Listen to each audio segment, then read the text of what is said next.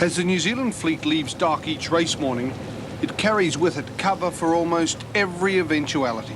On board the tenders are the equipment and the people to provide the essential backup. For now, though, the concern is to have the boat going as fast as possible, and a demanding schedule is closely adhered to during the hours before the start.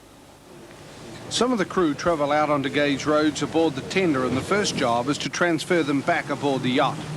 Tactician Brad Butterworth has conferred with the sailing directors, and he's happy with the plan for the race. Today, the competitor is lowly rated Challenge France, so there should be few problems. But nothing is left to chance, and now it's time to begin the sophisticated build-up the Kiwis have developed. This computer screen is the centrepiece of New Zealand's backup out on the water. A stream of information from KZ7 is fed back to a computer on the tender bridge.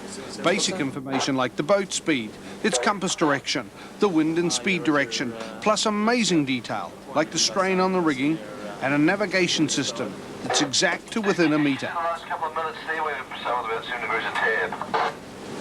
Yeah, Roger, I've got some stuff for you here. So when KZ7 works up against KZ5, its performance can be exactly analysed with good communications. 7 to 5, I wonder if you chaps wouldn't mind taking over.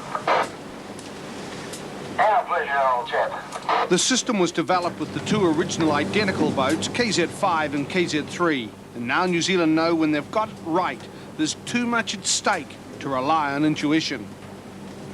We really use this system to maximise having our two identical boats, because no one previously has ever had two identical boats.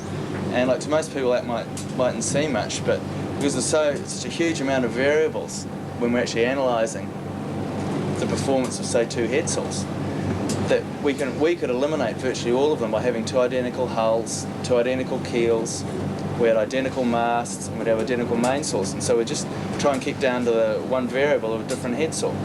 And so when the two boats would line up and they would sail, we would go through a whole series of checklists to make sure they had the sheeting position of each sail was the same, and the tensions on the rig were the same, and the guys were using the same amount of rudder and trim tab.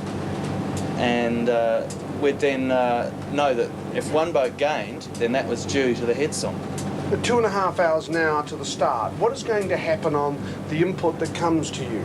Well, see, what we've got is we've got our database from all the months we've been sailing here right through winter and that. And so now what we do is we before the race we'll sail KZ5 against KZ7, and we know the performance that 7 should be attaining.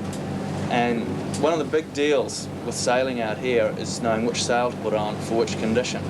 And as the wave conditions change, your what we call crossovers from one sail to another will change. So for instance, in flat water at 12 knots, you might want a code 1 or a code 2 head sail, and they'll be slightly different shapes.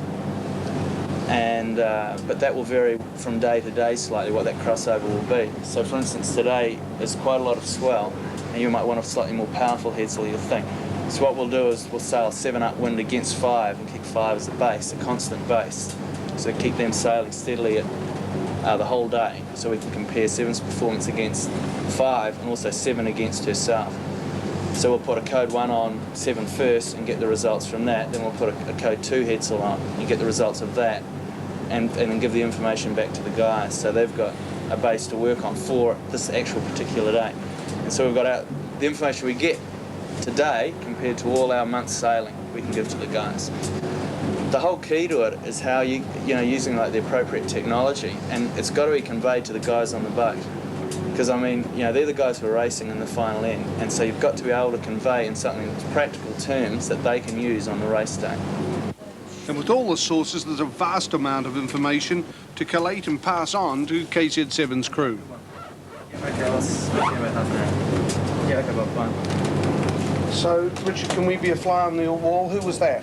That's Bob McDevitt, the weather guy, and I was just saying we've got a grid of a whole lot of weather positions around the course and weather buoys, and also different boats we've got out, and the satellite pictures he's got there. And there's a front coming through today, and it's slowly getting quicker and quicker, and at the beginning of the day was predicted to come through at about 1600, and now it's coming through at about right on race start.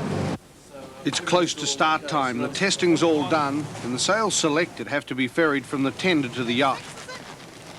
Rules expert John Fair becomes a sail handler along with everyone else. Laurent Esquier, sailing director, wrestles with a heavy headsail as the tender rolls to the lumpy seas where the Indian Ocean meets Australia. It's hard physical work, which must at the same time be precise. Still no room for mistakes. With the chase boat dispatched, it's time to clear up and prepare the tender to follow the 24 nautical mile race.